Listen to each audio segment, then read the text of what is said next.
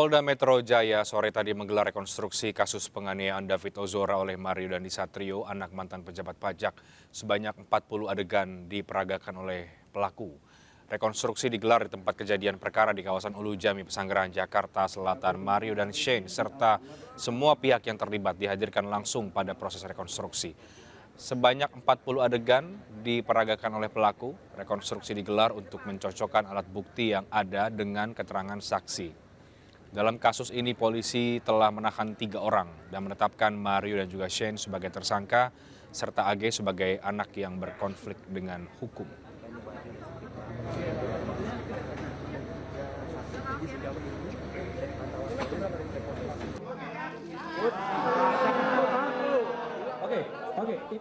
Selain Mario Dandisatrio, anak bekas pejabat pajak yang menganiaya David Ozora, polisi juga menetapkan rekan Mario Shane Lucas sebagai tersangka dan juga menetapkan kekasih Mario remaja berinisial AG sebagai anak yang berkonflik dengan hukum.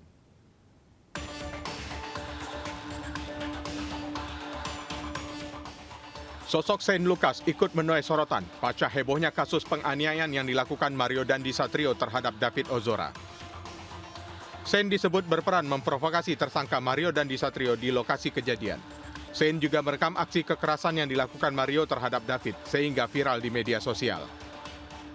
Polres Metro Jakarta Selatan pun menetapkan Shane Lucas yang merupakan teman Mario Dandisatrio menjadi tersangka pada 24 Februari 2023. Tersangka S dengan menerap pasal persangkaannya adalah pasal 76 huruf C junto pasal 80 Undang-Undang Nomor 35 Tahun 2014 tentang perubahan Undang-Undang Nomor 23 Tahun 2002 tentang perlindungan anak.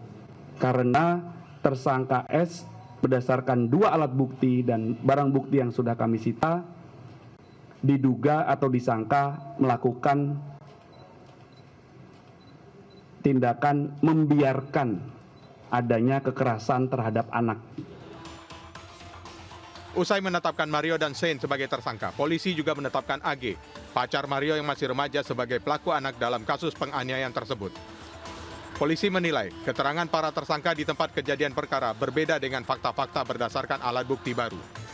Alat bukti baru tersebut meliputi CCTV di TKP, pesan obrolan melalui aplikasi pesan WhatsApp, serta video yang ada di ponsel. Dari hasil pemeriksaan kami selama kurang lebih 6 jam, ini kami sekali lagi dengan pertimbangan kenyamanan terhadap anak, malam ini kami putuskan dari tim penyidik kemudian untuk melakukan penangkapan dan dilanjutkan dengan penahanan. Tentunya penahanan ini juga kita berdasarkan Undang-Undang Sistem Peradilan Anak. Artinya kita pelaksana undang-undang, kita menyesuaikan dengan undang-undang yang berlaku. Nanti kita akan melaksanakan penahanan di Lembaga Penyelenggara Kesejahteraan Sosial. Ya, selama kurun waktu 7 hari dari kewenangan penyidik untuk melakukan penahanan, dan apabila mungkin nanti tidak cukup, akan bisa diperpanjang lagi 8 hari oleh pihak kejaksaan. AG yang berstatus anak yang berkonflik dengan hukum pun ikut ditahan polisi. AG ditahan di Lembaga Penyelenggara Kesejahteraan Sosial selama 7 hari, terhitung sejak penyidik melakukan penahanan. Namun, polisi dapat memperpanjang penahanan hingga 8 hari sesuai dengan Undang-Undang Sistem Peradilan Anak. Ya, ada sekitar 40 adegan yang diperagakan dalam rekonstruksi yang digelar hari ini setelah sempat ditunda sebelumnya, dan rekonstruksi ini disebut menjadi penting karena untuk mencocokkan alat bukti dan juga keterangan saksi untuk mengungkap bagaimana kasus penganiayaan terhadap David Ozora dilakukan oleh para pelaku. Saya akan elaborasikan lebih jauh mengenai rekonstruksi yang berlangsung tadi yang sangat menuai sorotan dari publik bersama dengan sejumlah narasumber yang sudah bergabung pada malam hari ini. Saya akan sapa ada Bang Rustam Hatala dari keluarga ataupun paman dari David Ozora. Kemudian ada Bang Happy SPC Hombing, kuasa hukum dari Shane Lucas. Ada Bang Leopold Sudaryono, ahli kriminologi Universitas Diponegoro. Dan juga ada Bang Dolfi Rompas, kuasa hukum dari Mario Dandi. Selamat malam, Bapak-bapak. Selamat Ya. malam. Narasumber yang lain akan bergabung, tapi saya akan mulai dengan dua yang sudah berjalan saat ini.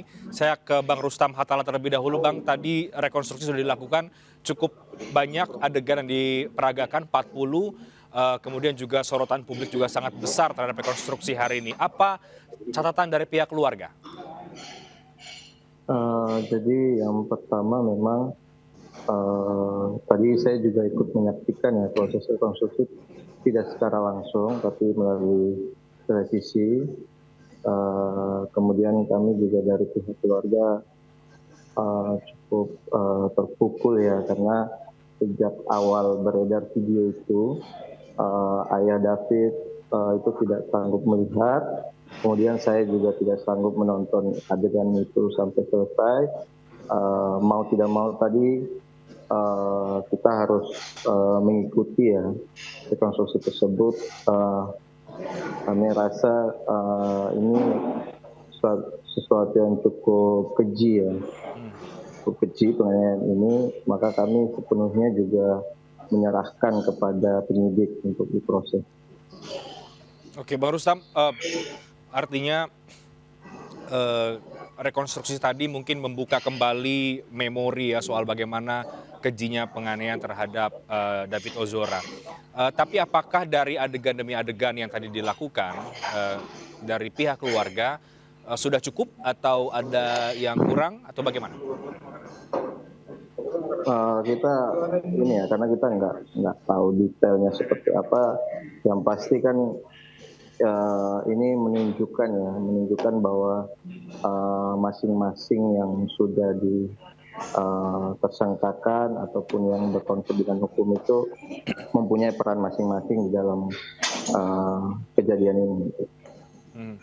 Oke, tapi paling tidak rekonstruksi hari ini menjelaskan bagaimana penganiayaan terhadap David Ozora itu dilakukan, dan ini tentu diharapkan keluarga bisa memperkuat proses hukum berikutnya, begitu ya, Ya, Bang Rustam? betul.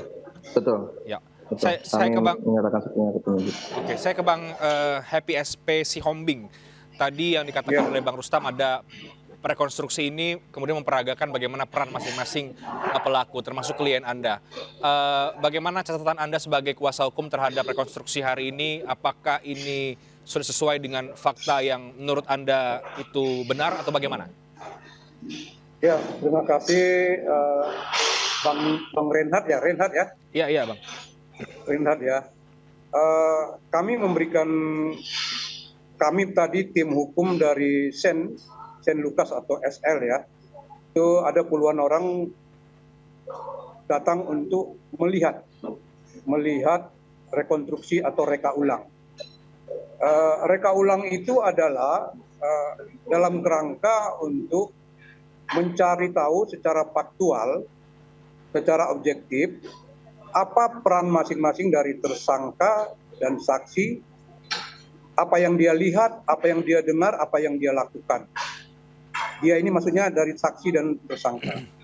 Secara overall kami tadi melihat bahwa pelaksanaan dari rekonstruksi tadi sudah sesuai dengan SOP, sudah sesuai dengan ketentuan. Tapi kami ada memberikan catatan bahwa jelas tadi bagaimana peran masing-masing, peran klien kami, tadi jelas bagaimana peran dari Mario. Yang ingin kami beri catatan tadi, kami keberatan tadi kepada penyidik yang menjelang akhir dari reka ulang tadi, ada narasi yang mengatakan klien kami SL itu sebagai provokator. Tadi saya ingat penyidik mengatakan kita akan menyaksikan bahwa ini ada reka ulang bahwa SL ini sebagai provokator. Saya tadi di lapangan sudah langsung keberatan tadi langsung saya kalau bisa terekam itu saya keberatan tadi bahwa klien kami dikatakan provokator. Karena dia tidak ada memprovokasi. Tadi yang katanya memprovokator itu karena dia ada mengucapkan free kick. Klien kami tidak ada mengatakan free kick. Kami sudah baca BAP. BAP dia sebagai saksi. Yang mengatakan free kick itu siapa menurut Anda? Mario Dandi kah atau siapa? Ya, itu kami yang jelas bukan klien kami, Bang Renhat. Jadi bukan klien kami. Walaupun tadi saya juga tadi sempat di lapangan, saya langsung keberatan dengan dir dari Pak Hengki tadi. Saya mengatakan keberatan bahwa ada narasi, karena narasi seperti itu nggak bisa langsung dicap, dilabelkan kepada klien kami. Itu nanti adalah bisa, kalau seperti itu nanti akan terungkap dalam fakta-fakta di dalam persidangan. Oke. Jadi yang jelas kami keberatan, dan mudah-mudahan tadi sudah tadi dari rekan-rekan tim tadi mengatakan bahwa sudah diklarifikasi tadi, sudah maksudnya free kick tadi, provokator tadi sudah Oke. sudah diterima tadi sanggahan kami keberatan. Oke, Bang Begitu, Happy, Mas ya Renat. Bang Happy, meskipun sebelumnya diketahui disebut bahwa klien Anda ikut mengompori, memprovokasi dalam tanda kutip agar Mario menganiaya David satu. Kemudian di reka adegan tadi terlihat ada adegan memegang handphone, merekam dan lain sebagainya. Itu tidak terima dengan fakta-fakta itu? Fakta itu kami terima. Ya itulah perannya dari klien kami itu, hanya dia dianjurkan, dia diminta oleh Mario untuk merekam. Jadi dia sebatas itu, hanya diminta merekam. Sedangkan dari pra kejadian dan juga yang lain tadi kelihatan sekali dalam reka ulang tadi, tidak ada dia untuk memprovokasi. Dan tidak ada, dia tidak hanya diperintahkan untuk merekam aja. Oke, tidak ada Dan juga memprovokasi, mengajak tadi atau gini meminta juga, untuk melakukan penganiayaan. tidak ada. Oke. Tadi juga jelas tadi rekaman itu juga handphone yang dipegang oleh klien kami. Tadi dia dengan seadanya aja dia megang. Diserahkan kan handphone itu sama Mario. Oke. Pada saat mau ini rekam nih, dia yang memperagakan, kamu nih memperagakan HP-nya itu juga supaya jelas, kamu jelas nih rekam nih. Tadi adalah kelihatan tadi dalam peragaan tadi Oke. bahwa itu si Mario yang inisiatif dia untuk supaya membetulkan HP itu tadi yang diserahkan sama si Oke. Mario. Ya, saya sapa Bang Leopold Sudaryono, ahli kriminologi dari Universitas Diponegoro. Selamat malam, Bang Leopold. Selamat malam, Mas Samuel. Nanti saya ke Bang Leopold, tapi saya akan ke Bang Rustam dulu. Tadi kita dengar kuasa hukum dari Shane keberatan ya kalau kemudian dianggap kliennya ikut memprovokasi. Sementara dari keluarga tentu berharap semua yang terlibat ini memang harus diberikan hukuman yang setimpal. Termasuk itu untuk Shane, Bang Rustam? Ya, kami dari awal sudah tegas siapapun yang terlibat itu harus diproses seadil-adilnya. Oke, dan keluarga meyakini bahwa ada keterlibatan Shane Lucas juga yang cukup signifikan dalam penganiayaan terhadap David Ozora?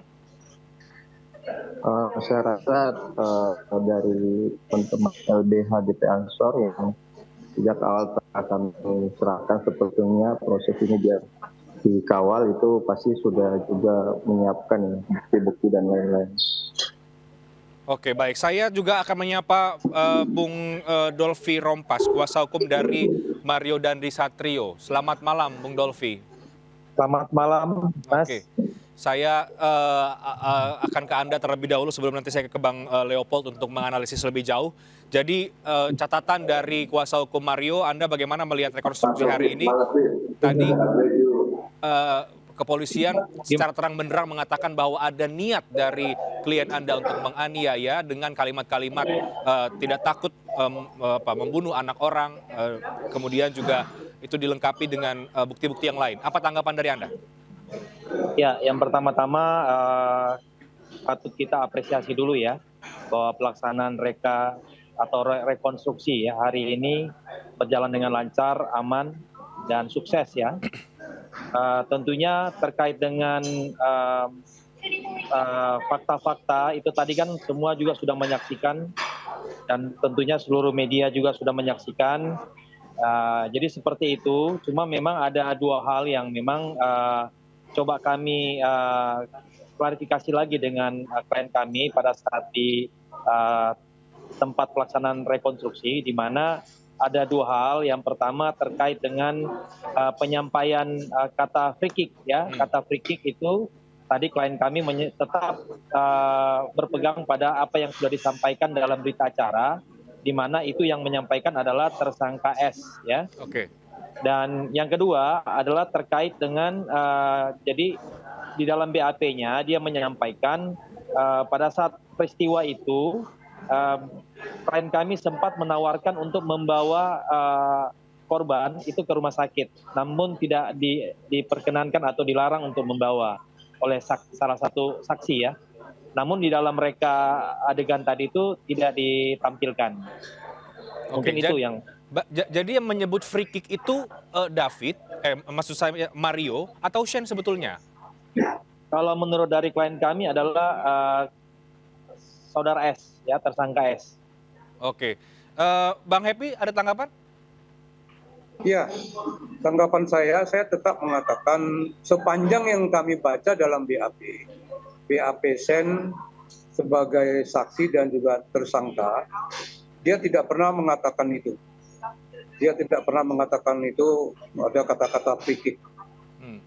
Jadi kami kembali pada fakta aja. Dan kalau nanti terbukti di persidangan dengan digital forensik, kami memang belum melihat digital forensiknya. Tadi memang Kombes Hengki, Dir Krimum, waktu saya dialog tadi di lapangan memang bilang kepada saya, nanti kita lihat lagi digital forensiknya. Oke. Siapa yang mengucapkan itu? Oke. Begitu, Bang Renhat, Mas Renhat. Jadi Anda punya bukti lain yang bisa membuktikan bahwa bukan klien Anda yang menyebut free kick itu, selain dari keterangan dari klien Anda? Ya, kami hanya berdasarkan karena kan yang namanya keterangan fakta-fakta ini kan apa yang dilihat, apa yang didengar, apa yang dikatakan, apa yang dialami oleh tersangka maupun saksi-saksi. Saya berpatokan kepada hukum alat bukti aja, hukum pembuktian seperti itu. Oke. Bahwa seperti itu. Oke. Gitu. Baik. Bang Dolfi punya bukti juga untuk bisa memastikan bahwa bukan klien Anda yang mengatakan free kick dalam peristiwa beberapa waktu yang lalu itu? Saya rasa untuk pengucapan itu kan kalau tidak salah ada di dalam video juga, ya, ada terekam. Mungkin bisa diperiksa, ya, forensik, ya, itu suara siapa gitu. Namun di sini mungkin perlu saya sampaikan mungkin sebagai kuasa hukum dari Mario, di mana klien kami selalu menyampaikan terhadap peristiwa ini kan beliau mengakui bersalah, ya, menyesali perbuatannya, bahkan selalu menyampaikan permohonan maaf kepada korban dan kepada keluarga korban. Tetapi kan beliau sampai hari ini kan masih ditahan, ya. Jadi beliau selalu menyampaikan kepada kami untuk kami menyampaikan kepada korban maupun kepada keluarga korban, dan juga selalu beliau menyampaikan untuk agar supaya kita mendoakan agar supaya korban segera sembuh, ya, segera pulih kembali seperti sedia kala. Oke, baik. Saya ke Bang Leopold. Bang Leopold, dari kepakaran Anda sebagai seorang kriminolog, bagaimana melihat rekonstruksi hari ini? Apakah ini sudah cukup terang benderang dan bagaimana Anda melihat ada catatan yang berbeda ini antara kuasa hukum dari Mario dan kuasa hukum dari Shane? Tapi dijawabkan nanti, Bang. Kita break dulu. Kami akan segera kembali sesaat lagi.